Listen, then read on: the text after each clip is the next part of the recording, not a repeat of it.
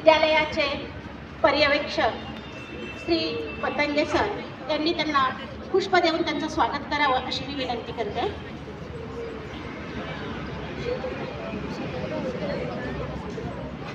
Patange sir यांनी मुख्याध्यापकांचं स्वागत करावं अशी मी त्यांना विनंती करते.